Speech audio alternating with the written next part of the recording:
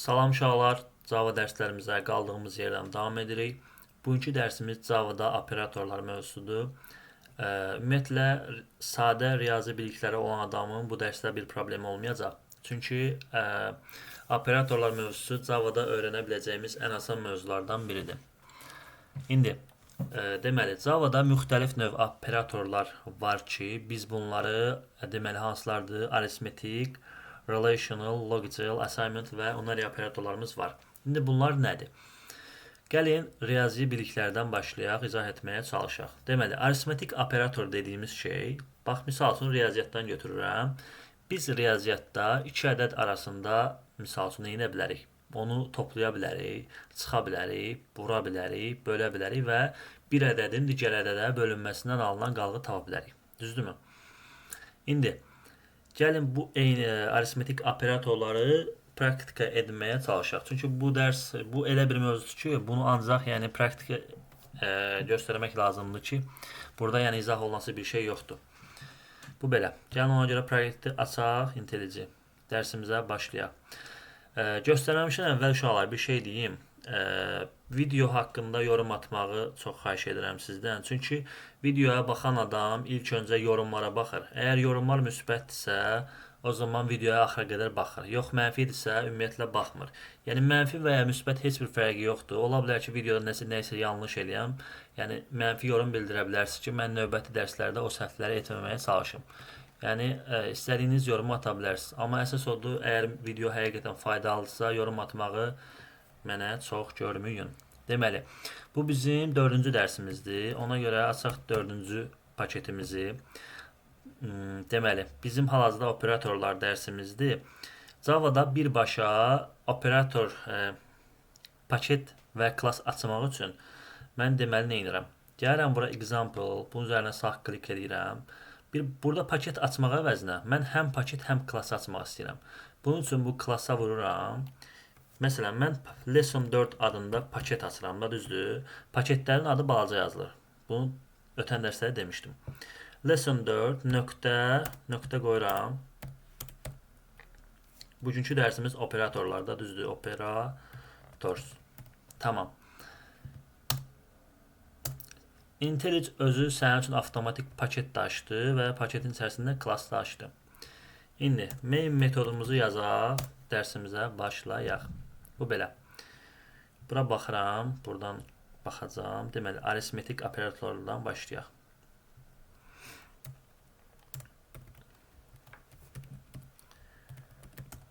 Aha, bizim deməli, dedik ki, iki ədəd arasında toplama edə bilərik, çıxma edə bilərik, vurma edə bilərik, bölmə edə bilərik və iki ədədin bir-birinə bölünməsindən alınan qalığı tapa bilərik. Bu da modul işarəsi adlanır Java-da.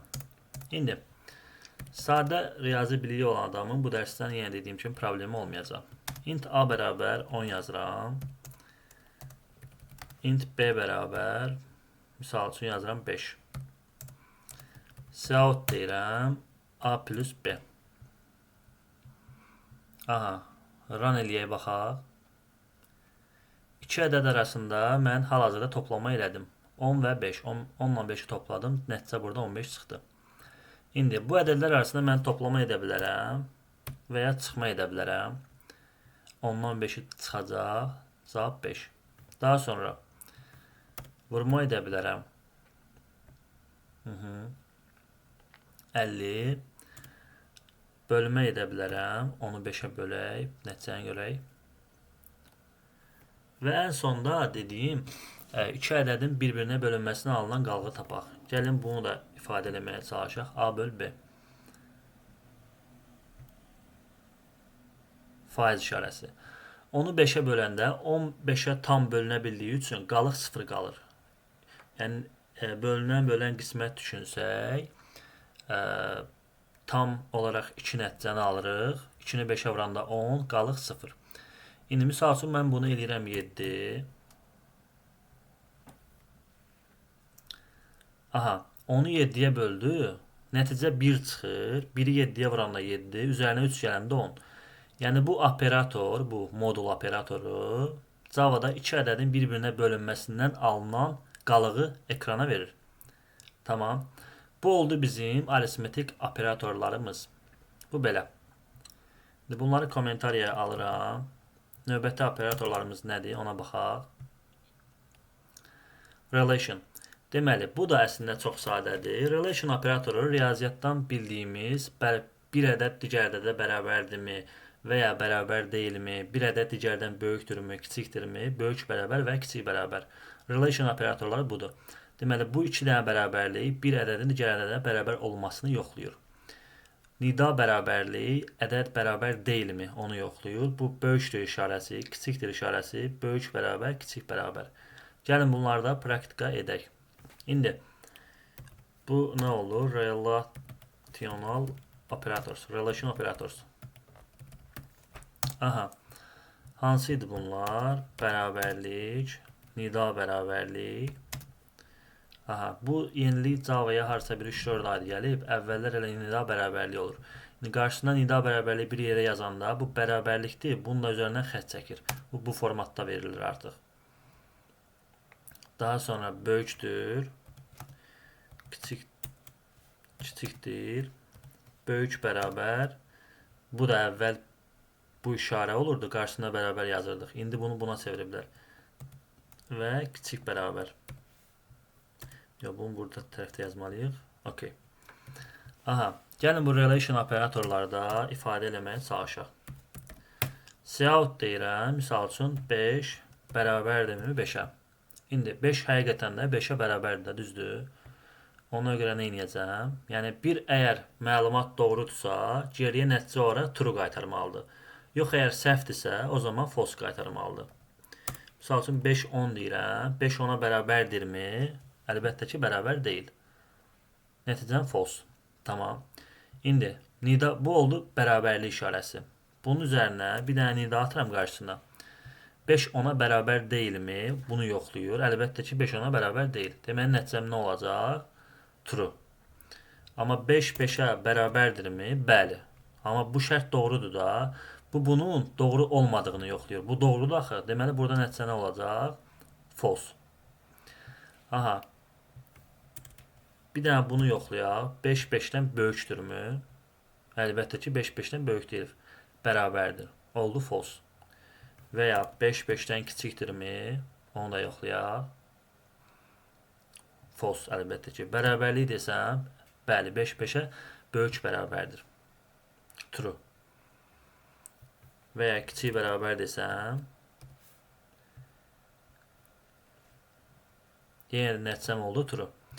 Bu da oldu mənim relation operatorlarım. Yəni dediyim kimi sadə bir mövzudur. Üzərindən tez keçməyə çalışacağam. Gələk logical operatorlara. Bu logical operatorlar nədir?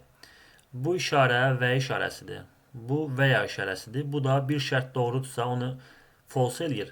Əgər false-sa true eləyir. Yəni doğrudursa yanlış, yanlışsa doğru. Bir şey nədirsə onun əksini qaytarır. İndi gəlin bunu da yazaq. Eləməyə çalışaq. Praktik eləməyə çalışaq. Kommentariya aldım. Üçüncü əməliyyatım nə oldu? Logical operator.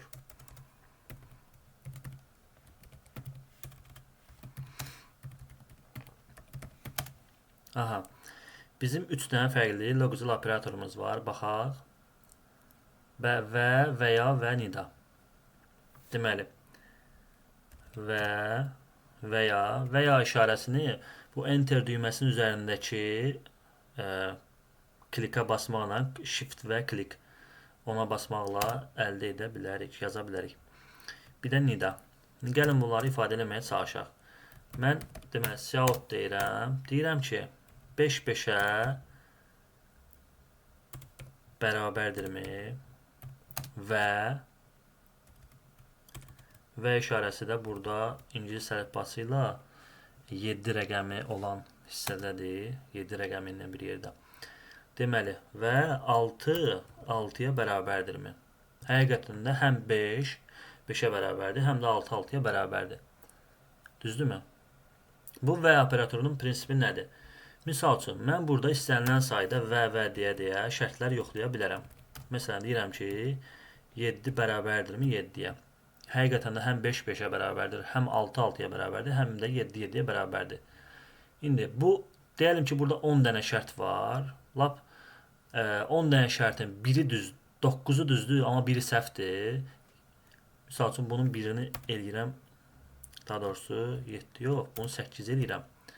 5 5'e bərabərdir, 6 6'ya bərabərdir, amma 7 8'ə bərabər deyil. Nə çıxacaq? False.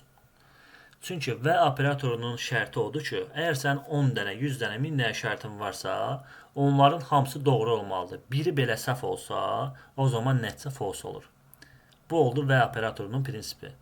İndi burada bir dənə bunu və ya eləyirəm. Və ya nədir? Burada true çıxacaq. Niyə? Mən dedim ki, burada 6 6'ya bərabərdirsə və ya 7 8'ə bərabərdirsə, yəni ki, bu iki şərtdən biri doğrudursa, nəticəm true çıxacaq. Eyni qaydada, yəni necə ki, vədə 9 dənə düz, bir dənə səhv varsa belə false çıxır. İndi mənim tutalım bir 10 dənə şərtim var. 10 dənə şərtin 9'u səhvdir, amma biri düzdür. Və yadısa əgər operatorum, o zaman true olacaq. Yəni və ya operatorun prinsipi odur ki, ən azı biri doğrudursa, o zaman nəticəm true olacaq. İndi bu nida nədir? Gəlin ona da baxaq. Misal üçün mən deyirəm ki, 5 5'ə bərabərdirmi?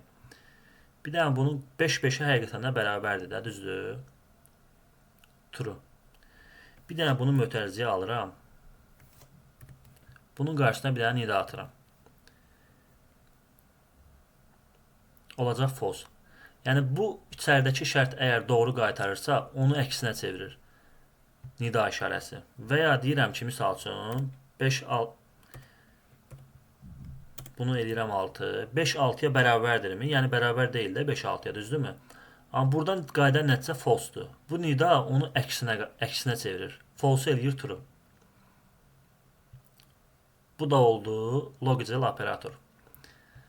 Logical operatorunda prinsipi oldu ki, verilən şərt əgər doğrudursa, onu əksinə çevirir yanlış. Yanlışsa onu əksinə çevirir doğru.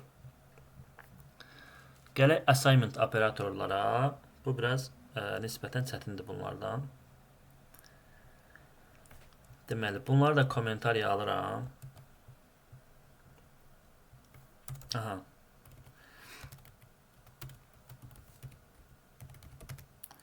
Operators. Assignment operatorlar nədir?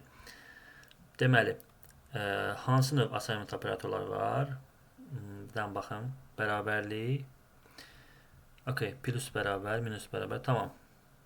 Plus bərabər, minus bərabər, vur bərabər, böl bərabər və ya burada var idi bizim aritmetik operatorda vurma, bölmə, çıxma, toplama və modul. Eyni qaydada modul bərabər də var. İndi bunlar nədir, ona baxaq. Məsələn, mən buraya yazıram int a bərabər 10. Sonra deyirəm ki, a bərabər a plus 10. Normalda. Yəni, bunu aparıb riyaziyyat müəlliminə göstərsəniz, deyərsiniz ki, bala, siz neyinirsiniz? Yəni, a necə a plus 10'a bərabər olsun da? Yəni, bu riyaziyyatda qeyri-mümkündür bu şərt. Yəni, istənilən bir ədəd qoy. Misal üçün, mən burada deyirəm ki, 5. Bax.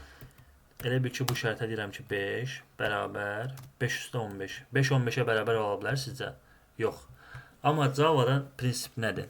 Java'da bərabərlik işarəsi sağın sola bərabər olması deyil. Bərabərlik işarəsinin məntiqi odur ki, bu sağdakı dəyər nədirsə, sağdakı dəyər, onu sola mənimsədir. Yəni, mənim a hal-hazırda, bu arada bu 10'dur. Onun üzərində 10 gələndə 20. Yəni, mənim bu a hal-hazırda 10'dursa, mən deyirəm ki, a-nın üzərinə 10 gəl, sonra a-nın yeni dəyərini elə 20. Yəni, misal üçün, mən bunu ekrana versəm, nə olacaq? Siyahut a. 20. Burada a-ya 10 verdim. Sonra dedim ki, a-ya 10 yox, a-nı 10 artır. Sonra a-nın yeni dəyərini elə 20. Yəni, qısası, bərabərlik işarəsi, burada da bir dənə bərabərlik də yazaq. Sağ tərəfin sol tərəfə bərabər olması deyil. Sadəcə sağ tərəfin dəyərini sola mənimsədir. Bunun məntiqi budur. Bu oldu bərabərlik işarəsi. İndi, məsələn, mən bu assignment operatorların prinsipi nədir? Bu yazılış var ya uşaqlar. Bunu bir dənə kommentariya alın. Bu yazılışın daha qısa yolları var. Qısa yolu nədir? Mən bunu yazmaq yerinə yazıram A plus bərabər 10. Bax, bu yazılışla bu yuxarıdakı yazılış var ya, A bərabər A plus 10. Mən bunu hal-hazırda bu vəziyyətdə eləmiş oldum. Eyni nəticəni verir. İndi bir dənə yoxlayaq. Yenə 20. Yəni bu elə bir ki, qısa yazılışda biraz nisbətən. Assignment operatorların prinsipi odur. A, bu uzun yazmaq əvəzinə plus bərabər yazıram. A-nı yenə də 10 artırır. Məsələn, burada yazaram minus bərabər. A-dan elə bir ki, A çıx 10. Bu yazılış odur ki, A bərabər A çıx 10.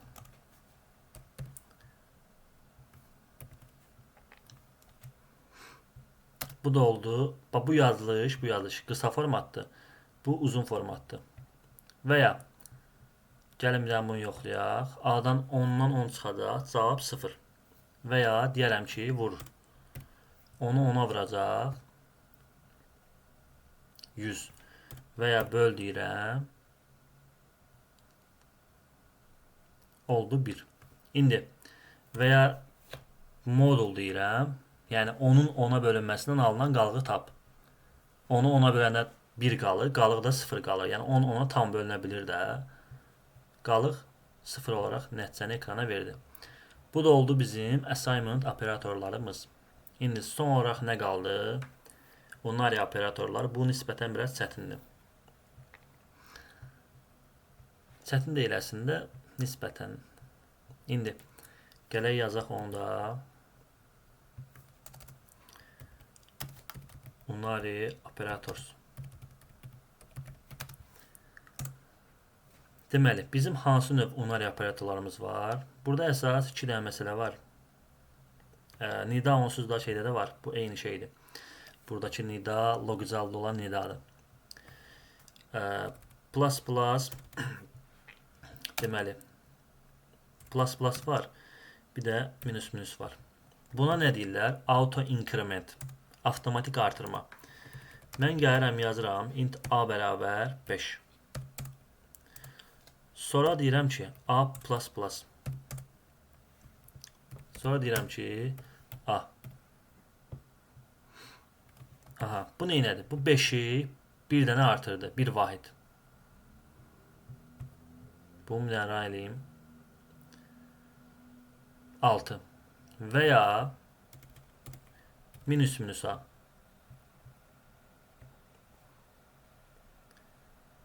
Dörd.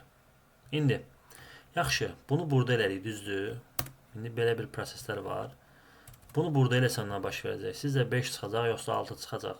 Özünüz fikirləşin, özünüzdə. Run eləyirəm. 5. Bax, burada artıranda bu avtomatik artırmışdı. Amma burada elədim bunu. Avtomatik artırmadı. Səbəbi nədir? Səbəbini deyirəm uşaqlar. Bu system out print line işə düşəndə bunun A-nın hal-hazırda dəyəri 5-dir. Deyir ki, system out print line birinci yazdırır, daha sonra onun dəyərini artırır. Məsələn, burada mən şey eləsəm, A-nı ekrana verməyə çalışsam, A. Artıq 6. Yəni, burada system out print line-ə verəndə bu birinci 5-i yazdırdı, daha sonra onun dəyəri 6 oldu, 1 artırdı. Yəni, bu sətirdən etibarən bu A-nın dəyəri oldu 6. Burada da yenə plus plus eləsəm, nə olacaq? 5 və 6. Amma bir dənə aşağıda bir dənə şey eləyirəm.